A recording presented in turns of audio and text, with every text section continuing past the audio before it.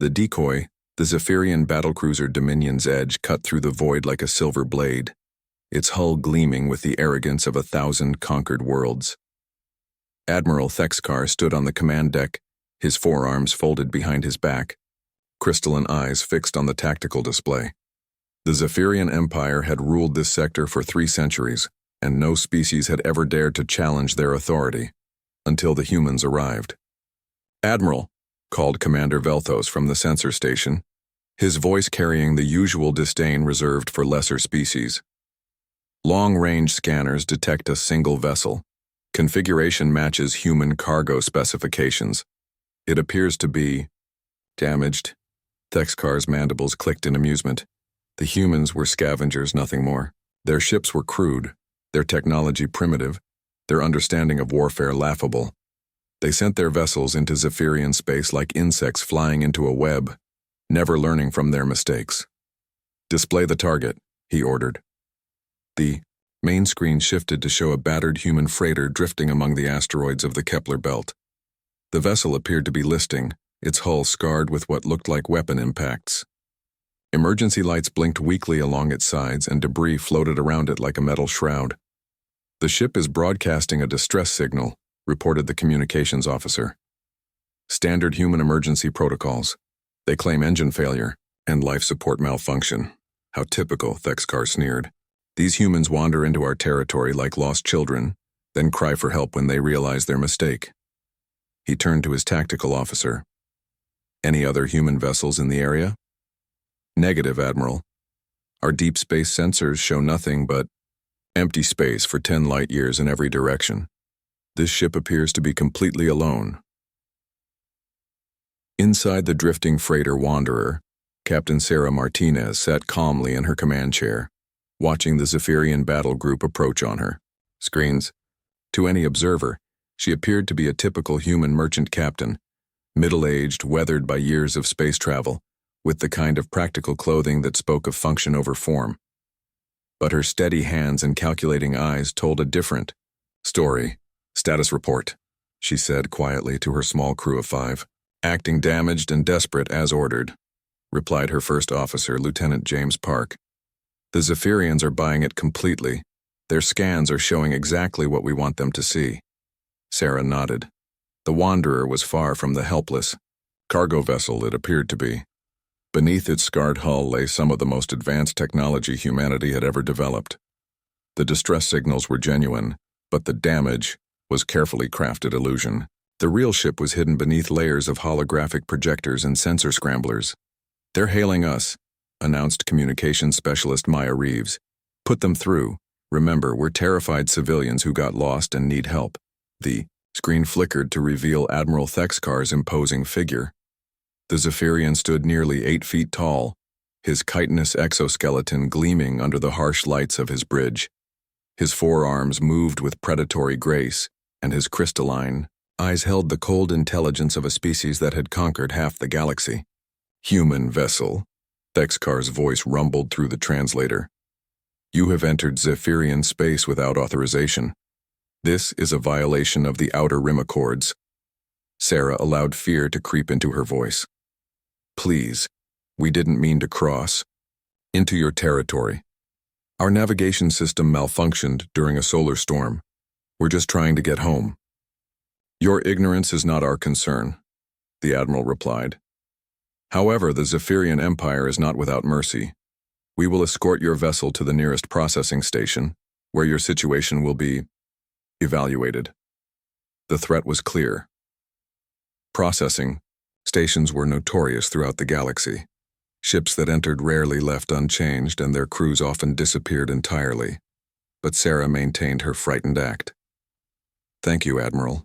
We're grateful for your help. Our engines are barely functional, but we'll try to keep up with your ships." "You will be tractored," Thexkar stated. "Resistance will be met with force." The transmission ended, and Sarah allowed herself a small smile. Everything was proceeding exactly as planned. "They're deploying a tractor beam," Park reported. "We're being pulled into their cargo bay." "Let them take us," Sarah ordered. "Make sure all our systems appear to be failing." I want them to think we're completely helpless." As the Wanderer was drawn into the belly of the massive Zephyrian cruiser, Sarah reviewed the mission parameters one final time. Operation Phantom Fleet had been 2 years in the planning, involving dozens of ships and hundreds of personnel. The premise was simple but dangerous: convince the Zephyrians that humans were weak and scattered, while secretly gathering intelligence about their technology, tactics, and fleet positions. The cargo bay doors sealed behind them with a resonant clang that echoed through the ship's hull. Sarah could hear the atmosphere processors engaging, equalizing pressure between the two vessels. Soon, Zephyrian soldiers would board the Wanderer, and the real performance would begin. "Boarding party approaching," announced Engineer Carlos Mendez from his position at the sensor array. 12 soldiers, full combat gear. "Remember," Sarah told her crew, "we're scared, desperate, and completely outmatched. They need to believe we're nothing more than unlucky merchants who stumbled into the wrong place at the wrong time."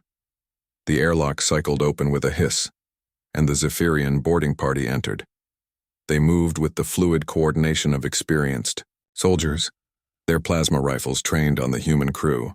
The lead soldier, a sergeant by his markings, gestured for the humans to step away from their stations. "You will come with us," he announced through his translator. "The Admiral wishes to interrogate you personally." Sarah nodded meekly, playing her role perfectly. "Of course. We'll cooperate fully. We just want to go home." As they were escorted through the corridors of the Zephyrian ship, Sarah memorized every detail. The layout, the security measures, the positions of weapon emplacements, the number of crew members they passed. All of this information would be invaluable to the fleet that would soon arrive. The interrogation room was stark and intimidating, designed to break the will of prisoners before questioning even began. Admiral Thexkar waited inside, his imposing figure casting long shadows across the metal walls. 2 guards flanked him, their weapons ready. "Sit," he commanded, gesturing to a chair that looked more like a restraint device than furniture. Sarah obeyed, maintaining her act of terrified compliance. "Admiral, I want to thank you again for rescuing us. If you hadn't found us, we would have died out there."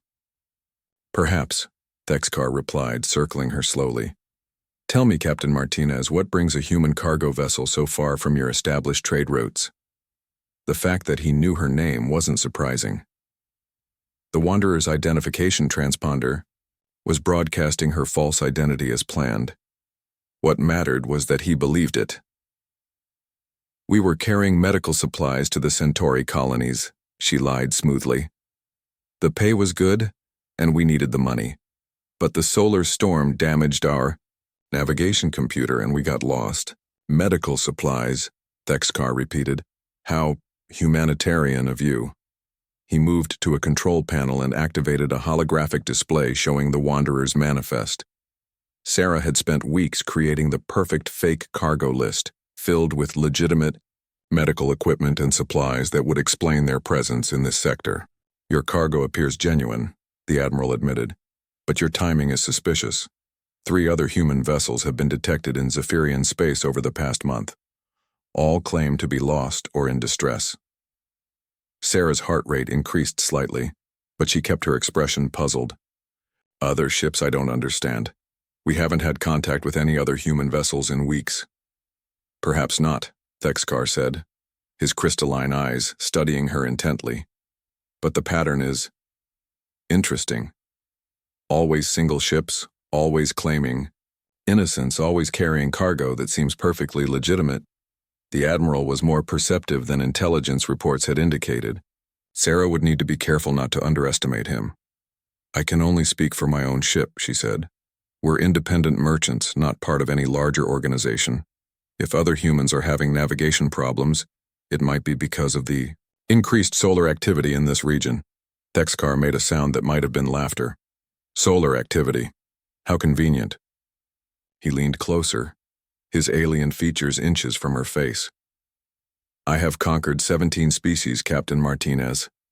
I have learned to recognize deception in all its forms.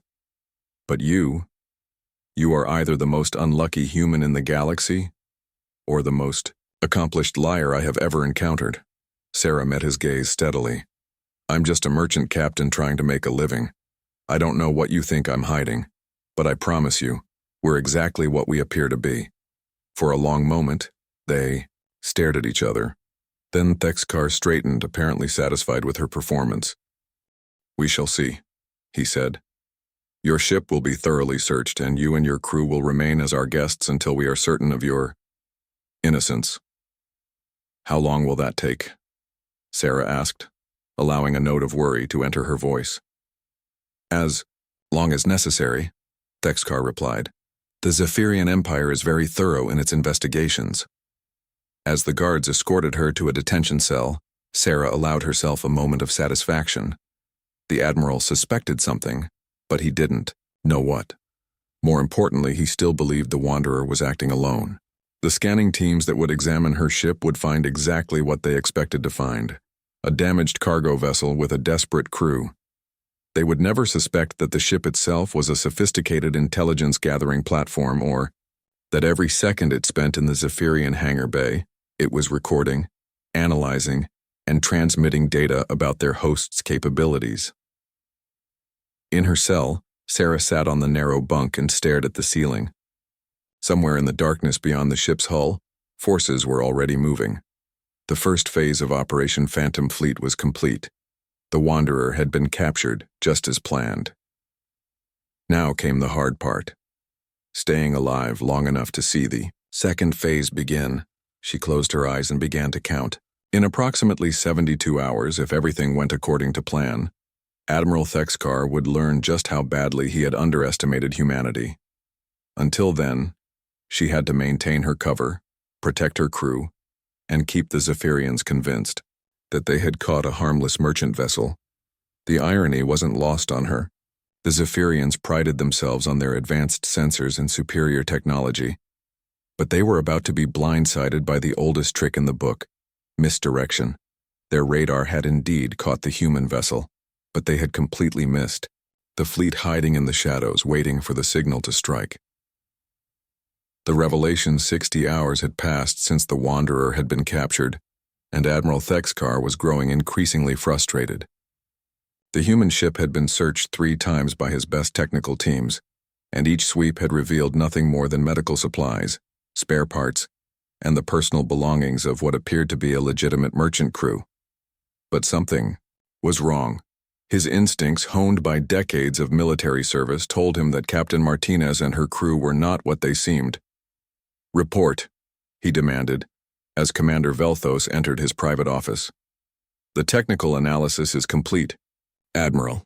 The human vessel shows signs of genuine battle damage, consistent with their story of encountering pirates near the Outer Rim. Their cargo manifest matches the physical inventory perfectly. Navigation logs confirm their claimed route, though. The data becomes corrupted after the supposed solar storm incident. Thexkar's forearms gestured in annoyance. And the crew? Psychological profiles suggest typical stress responses to capture and interrogation. The captain maintains her story, despite intensive questioning. The others show signs of genuine fear and confusion. Too perfect, Thexkar muttered. Everything is too perfectly ordinary. In her detention cell, Sarah Martinez sat in meditation, her breathing steady and controlled. The Zephyrians had subjected her to increasingly aggressive interrogation techniques over the past 2 days, but her training had prepared her for this. Every question they asked, every pressure they applied only confirmed that they still believed she was a simple merchant captain. The cell door opened with a pneumatic hiss, and 2 guards entered. Behind them came Admiral Thexkar himself, his crystalline eyes reflecting the harsh overhead lighting. Captain Martinez, he said, his voice carrying a dangerous edge. I have a confession to make. I don't believe you. Sarah looked up with what she hoped appeared to be confusion mixed with fear. I don't understand, Admiral. I've told you everything I know. Yes, you have. And that's precisely the problem. He moved closer, his alien features studying her intently. In my experience, humans are terrible liars. When caught, they typically break down within hours. They babble, they contradict themselves, they offer information they shouldn't have. But you're remarkably composed for someone whose life hangs in the balance. I'm scared, Sarah replied, which was partially true. But I'm also telling the truth. Sometimes the truth is simple. Thexkar made that clicking sound again. Simple truths, yes, but nothing about this situation is simple. 3 other lost human vessels in the past month, all with similar stories, all carrying legitimate cargo, all crewed by people who seem just a little too calm under pressure. Sarah's mind raced. If 3 other ships had been captured, that meant the operation was proceeding on schedule. But it also meant the Zephyrians were starting to see the pattern. I can't speak for other ships, she said carefully. Space is dangerous, ships get lost all the time. Not like this, Thexkar countered. I've been studying your species for years, Captain. Humans are impulsive, emotional, unpredictable. Yet every one of these captured crews has displayed remarkable discipline and consistency. It's almost as if they've been trained. The Admiral was more perceptive than the intelligence briefings had suggested. Sarah would have to be even more careful. Trained for what? She asked. We're merchants, not soldiers. That, Thexkar said, is what I intend to find out. He gestured to the guards who stepped forward. You're going to witness something interesting, Captain. We've detected another human vessel approaching our patrol zone. This one claims to be a research ship studying cosmic radiation. I'm curious to see if their crew displays the same remarkable composure as yours. Sarah's heart sank. If another ship was being captured ahead of schedule, it could mean the operation was compromised. Or it could mean that events were accelerating beyond the original timeline. I don't know anything about other ships, she repeated. We'll see, Thexkar replied. You're going to watch as we intercept them. Perhaps seeing fellow humans in danger will loosen your tongue. The guards escorted Sarah to the observation deck overlooking the main hangar bay. Through the transparent aluminum viewports, she could see the vast expanse of space beyond the ship's hull. In the distance, running lights marked the position of another vessel being drawn in by tractor beams. The research vessel Curiosity, Thexkar announced as he joined her at the viewport. Captain Elena Vasquez commanding, another remarkably unlucky human who just happened to stumble into our territory. Sarah recognized the name but kept her expression neutral.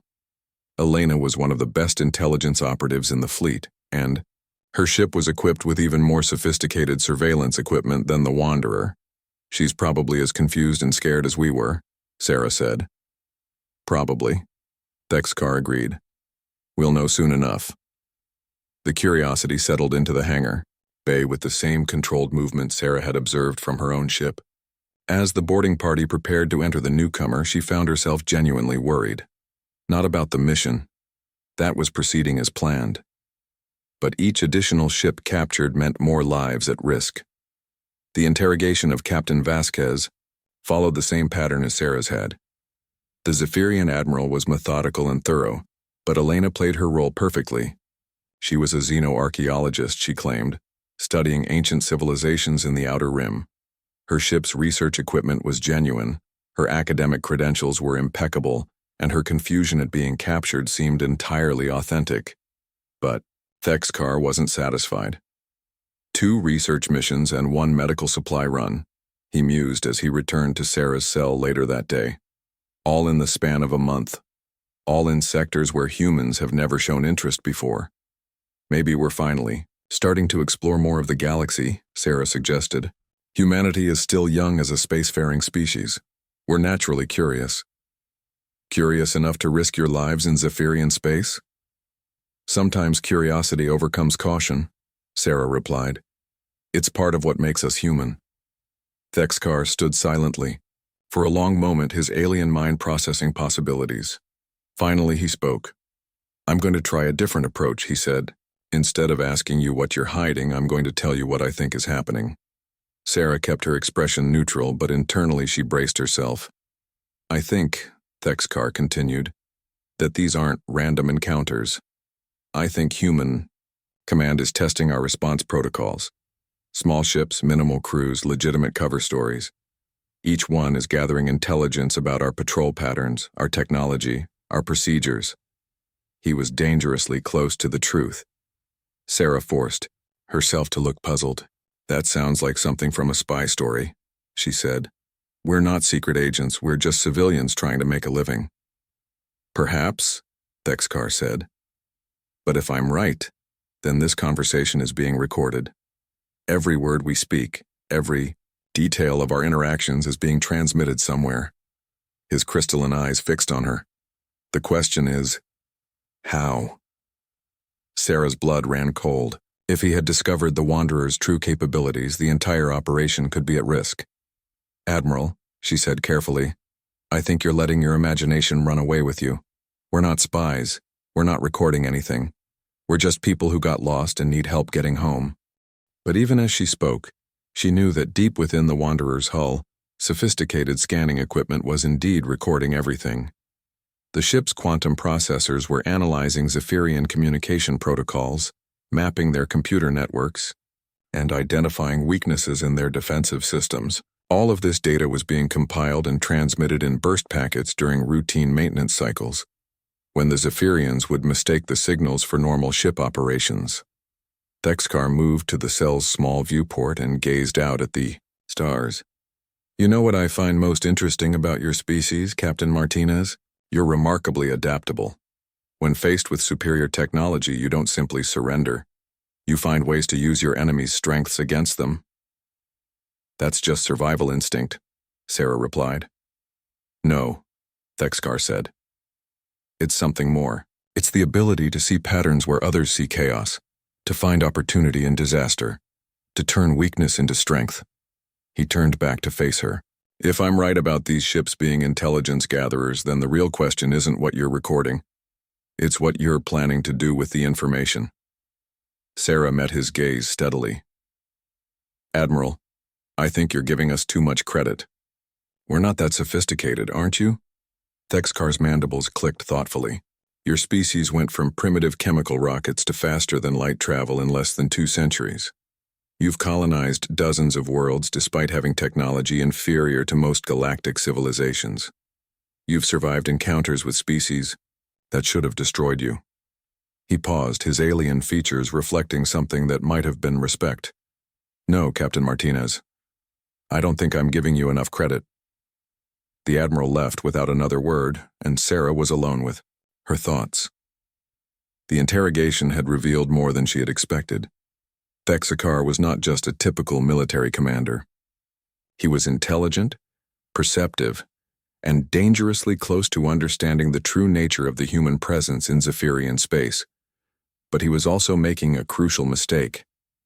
He saw the pattern of captured ships and correctly identified them as intelligence gathering operations.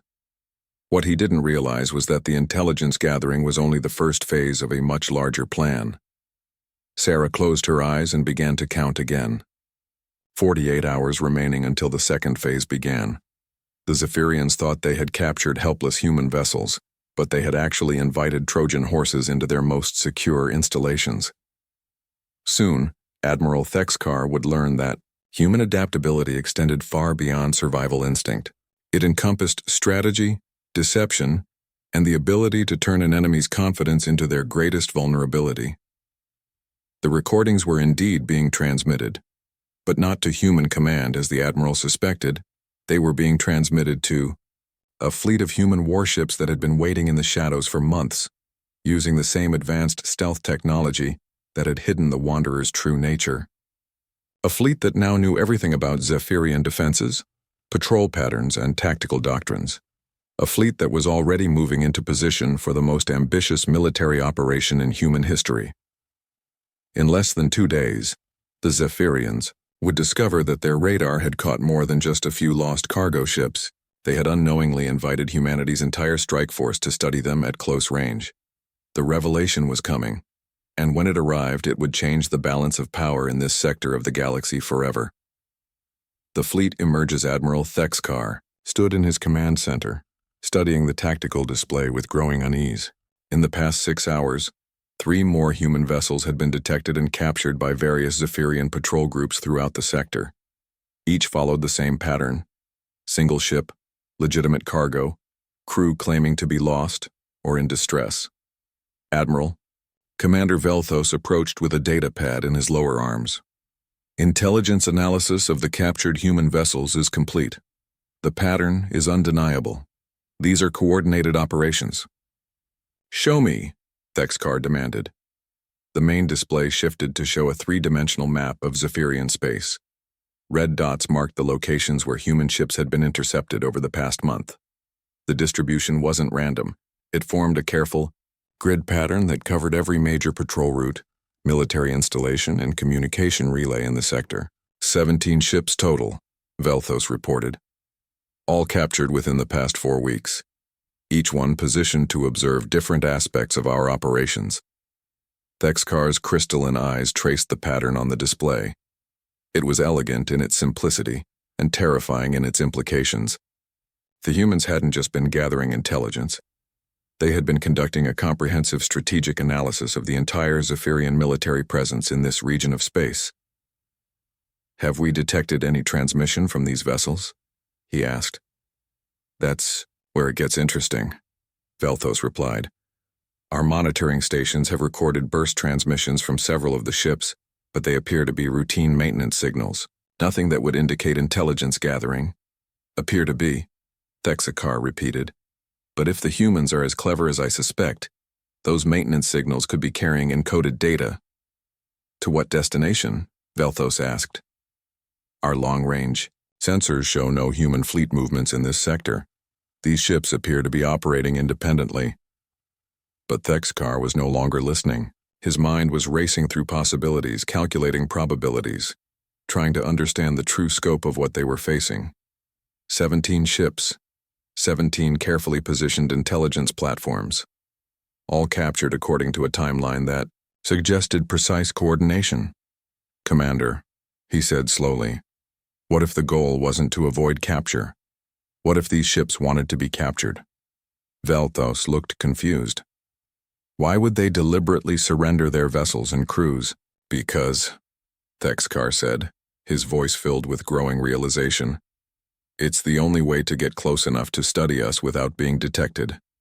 Our own security protocols brought them directly into our most sensitive installations. The implications hit him like a physical blow. If the human ships were intentionally captured intelligence platforms, then everything they had observed, fleet positions, defensive capabilities, communication protocols, even the layout of Zephyrian vessels, had been compromised. Alert all commands, he ordered. Maximum security protocols. I want every captured human vessel isolated and their crews placed under heavy guard, and send a priority message to Fleet Command. We may be facing a larger threat than we realized, but even as he gave the orders, Thexkar knew they might be too late. If the humans had been planning this operation for months, they wouldn't have waited until now to act on their intelligence. In her detention cell aboard the Dominion's Edge, Sarah Martinez felt the subtle vibration that indicated the ship's engines were changing power settings.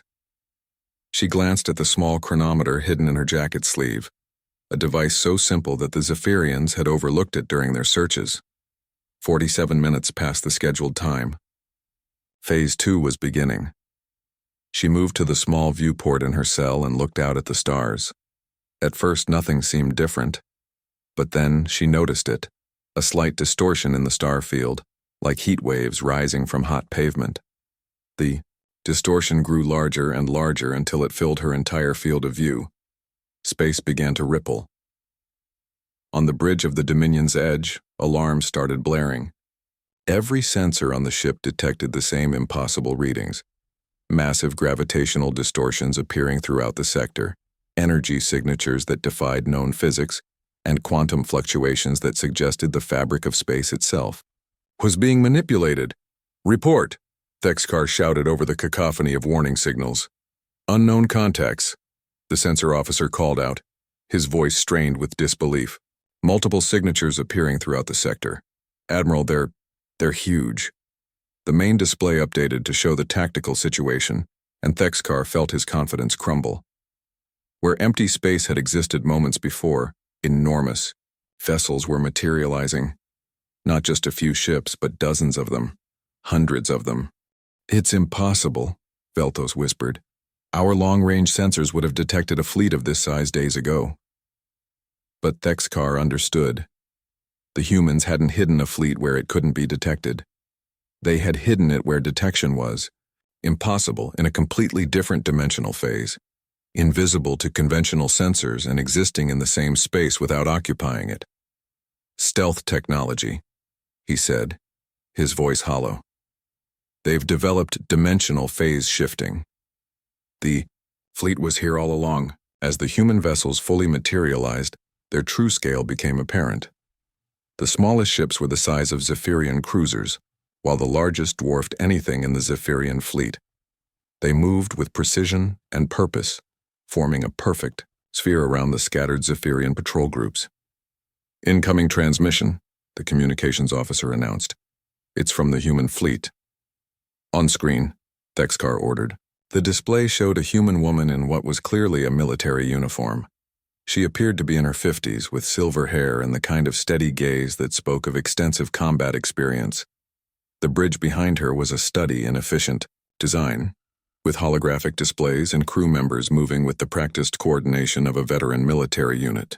Admiral Thexkar, the woman said, her voice carrying the authority of command. I am Admiral Rebecca Chen of the United Earth Defense Force. I believe you have some of my people. Thexkar found his voice. Admiral Chen, your arrival is unexpected. I imagine it is, Chen replied. You've been studying our captured vessels for the past month, trying to understand what they were really doing in your space. Allow me to satisfy your curiosity.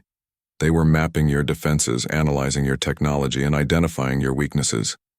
Everything you need to know about our capabilities is contained in the intelligence they gathered. The casual way she admitted to the espionage operation was almost more unsettling than the fleet surrounding them. Thexkar realized he was dealing with a commander who felt no need to hide her tactics because she was confident in her superior position. What do you want? He asked. The immediate release of all captured human personnel and vessels, Chen replied.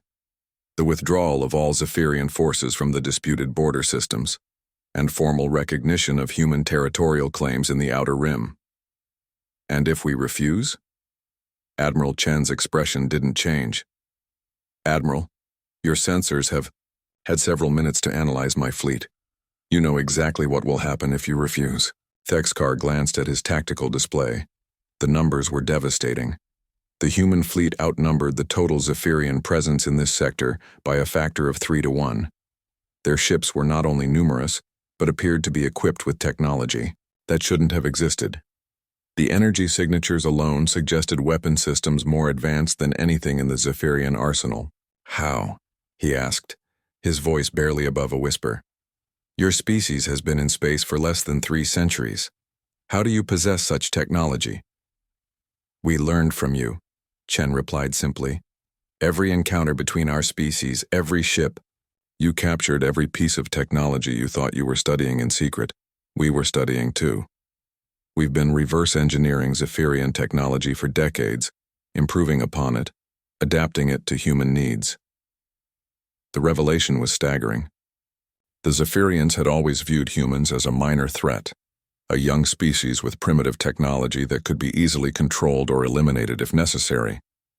But the humans had been watching, learning, and building. The captured ships, Thexkar said, understanding flooding through him. They weren't just gathering intelligence, they were downloading our technical specifications. Among other things, Chen confirmed. Captain Martinez and her colleagues have done excellent work. Thanks to their efforts, we now understand your defensive strategies, your command protocols, and the exact specifications of every weapon system in your fleet. Thexkar felt something he hadn't experienced in decades of military service. Genuine fear. Not for himself, but for his entire civilization. The humans had outmaneuvered them so completely that the Zephyrian Empire's technological superiority had become meaningless. You have 10 minutes to respond to our demands, Chen continued. After that, we will assume you have chosen the military option. The transmission ended, leaving Thexkar alone with the impossible situation. Around him, his bridge crew waited for orders. But what orders could he give? Fight a battle they couldn't win? Surrender to a species they had considered inferior? Admiral, Velthos said quietly. Fleet Command is requesting immediate tactical assessment and recommendations. Thexakar looked at the tactical display one more time. The human fleet had positioned itself with mathematical precision, covering every possible escape route while maintaining optimal firing positions.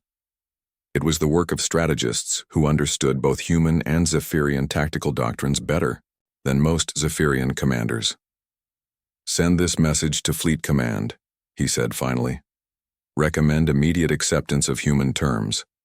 Enemy capabilities exceed our projections by several orders of magnitude.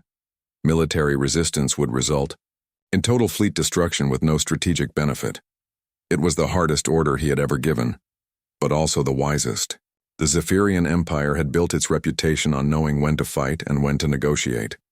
Today, negotiation was the only option that didn't end in catastrophe.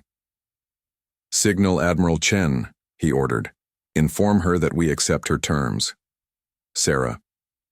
Martinez watched through her cell viewport as the Zephyrian ships powered down their weapons and began transmitting surrender codes. The sight filled her with a mixture of relief and professional satisfaction. Operation Phantom Fleet had succeeded beyond even the most optimistic projections. The cell door opened, and Admiral Thexakar entered alone. His usual air of supreme confidence was gone, replaced by something that looked almost like respect. "Captain Martinez," he said, "or should I say Commander Martinez of Earth Intelligence." Sarah allowed herself a small smile. "Captain will do fine, Admiral. My commission is in the Merchant Marine, even if my current assignment is somewhat unconventional."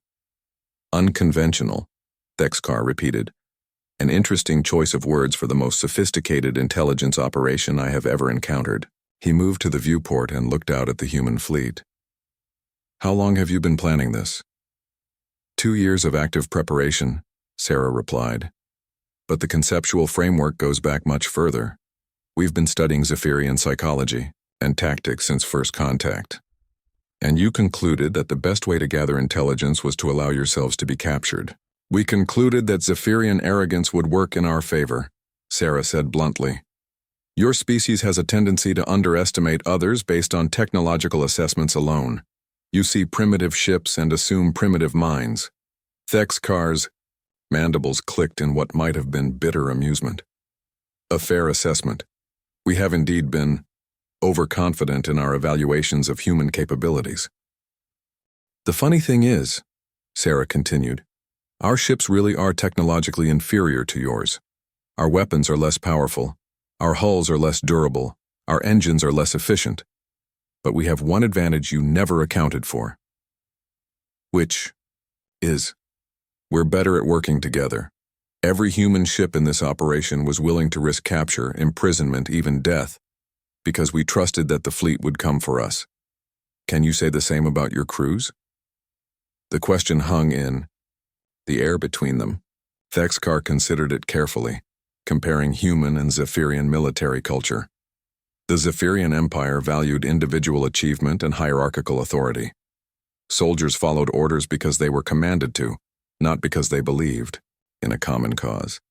But these humans had volunteered for a mission that required them to spend weeks in enemy custody, trusting that their colleagues would execute a plan so complex that success seemed impossible.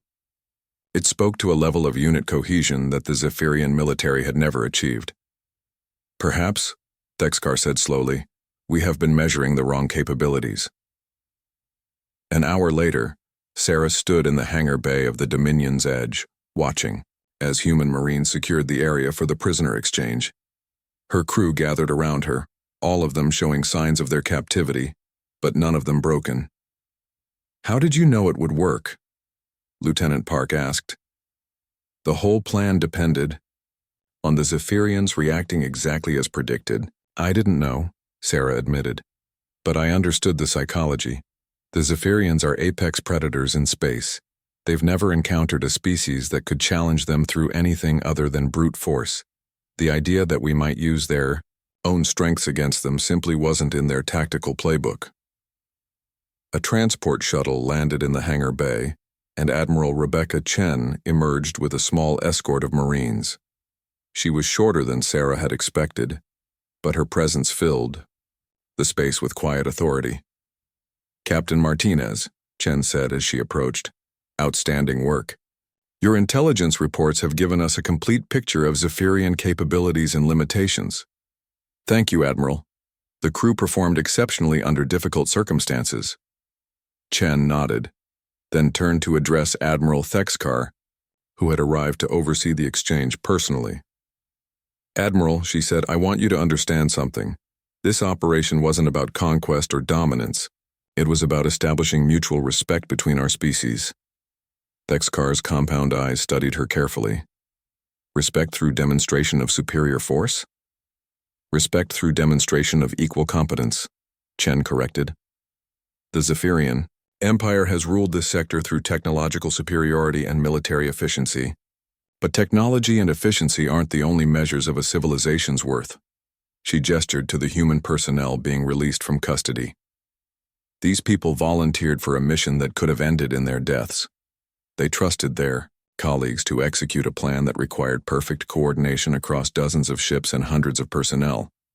They succeeded not because they had better weapons, but because they had better teamwork. "An interesting perspective," Thexkar acknowledged. "But your fleet suggests that human technology is no longer inferior to ours." "Some of it is superior," Chen agreed. "Some of it is still inferior. The difference is that we've learned to maximize our strengths while minimizing our weaknesses. We've studied every species we've encountered, including yours, and adapted their best innovations to our needs." She paused, looking out at the stars beyond the hangar bay. "The galaxy is large enough for both our civilizations, Admiral. The question is whether we'll spend our energy fighting each other or working together against the challenges that face all spacefaring species." Thexkar was quiet for a long moment. Then he spoke, his voice carrying a note of something that might have been admiration. "Your species continues to surprise me, Admiral Chen." "Very well. The Zephyrian Empire will honor the terms of our agreement. Perhaps it is time for us to reassess our relationships with other civilizations." As the human personnel boarded their transport shuttles, Sarah took one last look around the Zephyrian hangar bay. The mission had been a complete success, but she knew it was only the beginning. The balance of power in this sector had shifted permanently, and both species would need to adapt to the new reality. "Captain," Admiral Chen said as they settled into their shuttle, "I have a new assignment for you. The Andromedans have been making aggressive moves near the Tau Ceti system. Intelligence suggests they're planning something similar to what the Zephyrians attempted here." Sarah smiled. "What kind of ship will I be commanding this time?" "Oh, you'll still be commanding the Wanderer," Chen replied, "but she's getting some upgrades. Our engineers have learned a lot from Zephyrian technology. Your next mission is going to require capabilities that no one will expect from a simple cargo vessel." As the shuttle departed the Zephyrian ship and headed toward the human fleet, Sarah reflected on the nature of warfare in the modern galaxy. Battles were no longer won by the side with the biggest guns or the strongest shields. They were won by the side that could think more creatively, adapt more quickly, and trust more completely in their fellow warriors. The Zephyrians had intercepted one human ship and thought they had caught a prize. Instead, they had invited an entire fleet to study them at close range. Their radar had been perfect. It had detected exactly what it was designed to detect. The problem was that humans had learned to hide in plain sight, to turn weakness into strength, and to make their enemies' advantages work against them. The end, the greatest weapon in humanity's arsenal, wasn't their technology or their tactics. It was their refusal to accept that any challenge was insurmountable. Every setback became a learning opportunity. Every defeat became the foundation for future victory. And every enemy became a teacher who didn't realize they were providing the lessons. As the human fleet prepared to return to Earth space, Admiral Thexkar stood alone on his bridge, watching them depart. The Zephyrian Empire would survive this encounter, but it would never be the same. The humans had proven that technological superiority was no guarantee of tactical dominance. More importantly, they had demonstrated that the galaxy was full of species capable of surprising even the most experienced military commanders. The age of Zephyrian hegemony was ending, not through conquest, but through the simple recognition that other civilizations deserved respect. It was, Thexkar realized, probably a healthier way to organize galactic politics. The humans had given the Zephyrian Empire a gift, even if it hadn't felt like one at the time. They had forced them to evolve beyond their assumption of automatic superiority. In the months that followed, the story of Operation Phantom Fleet would spread throughout the galaxy.